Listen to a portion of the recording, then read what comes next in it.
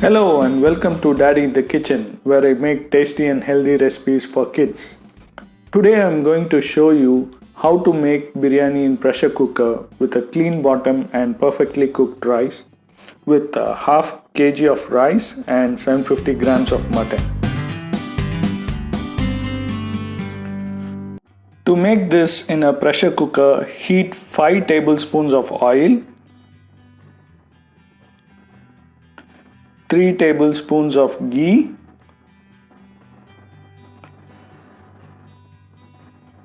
add 4 sticks of cinnamon, 4 pods of cardamom and 10 to 12 cloves. Once they start crackling, add 3 large onions that are thinly sliced.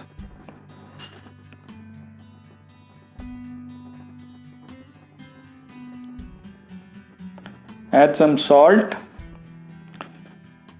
So you always cut the onions lengthwise as thin as possible so that it caramelizes easily. The onions will take about 10 minutes to get cooked, so keep the flame on high and stir occasionally. See, now this has turned golden brown, so we need to fry this a bit darker. See how dark it has become now. Now I'm adding 8 tablespoons of ginger garlic paste. For this recipe, always take about 60% ginger and 40% garlic. So today I've used 60 grams of ginger and 40 grams of garlic. So fry this till the raw smell of the ginger and garlic goes. Add 1 green chili.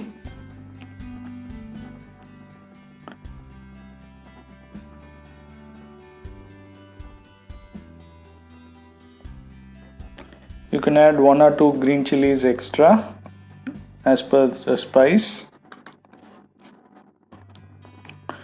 Add 750 grams of washed and cleaned mutton. Fry this for about 5 minutes till the mutton turns pale brown. See, I've been making this recipe for 10 years now, and this is a derived recipe taking the best elements of 3 recipes that I got from my friends' mothers. So credits to them. The mutton is slightly browned and it's turned pale.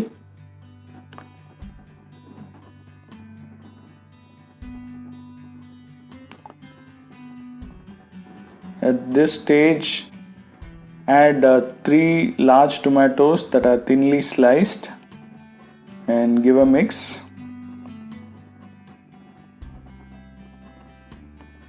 Add 2 teaspoons of red chili powder. You can add more according to your spice. So cook this till the tomatoes become mushy. See, we are not adding any color here, and all the color comes from the caramelized onions, the tomatoes and the red chili powder. See, the tomatoes have turned mushy now, so always continue to keep the flame on high. Now add a handful of mint leaves, 3/4 cup or 180 ml of thick curd,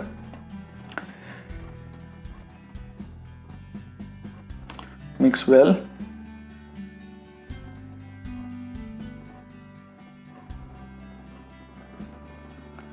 Add salt, so this should be slightly salty so that the mutton absorbs the salt well.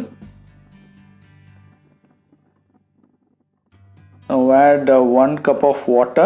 I'm using a standard measuring cup which is 240 ml. You can use any cup that's around 200 ml, but use the same cup to measure the rice and the water. Now check the salt. As I said, it should be salty. Cover the lid and put the weight and keep the flame on high. After the first whistle, reduce the flame to lowest and cook for about 15 to 20 minutes depending on the size and tenderness of the meat. Mine is in between, so I'm going to cook this for 18 minutes. At this stage, I washed and soaked half a kilo or 3 cups of basmati rice, and this will need to soak for about 30 minutes. It's been 18 minutes now, so I'm turning off the heat and let the steam release naturally. Now open and check. In case if you're not sure about the mutton, just cook for 15 minutes, and after the first whistle, check if the mutton is cooked or still hard, and cover and cook for additional few minutes. Now see, our mutton has cooked perfectly.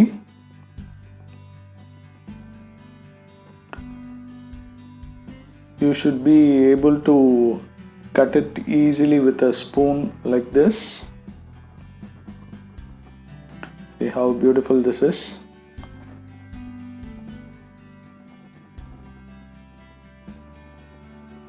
Now I'm adding water. So the total quantity of water should be 1.75 times the quantity of rice. So we've already added 1 cup of water. So including that, it should be 1.75 times. So bring this to a boil and add the soaked rice. So do not soak the rice for long. It should be soaked for only 25 to 30 minutes. Now add juice of 1 lemon, a handful of coriander leaves chopped.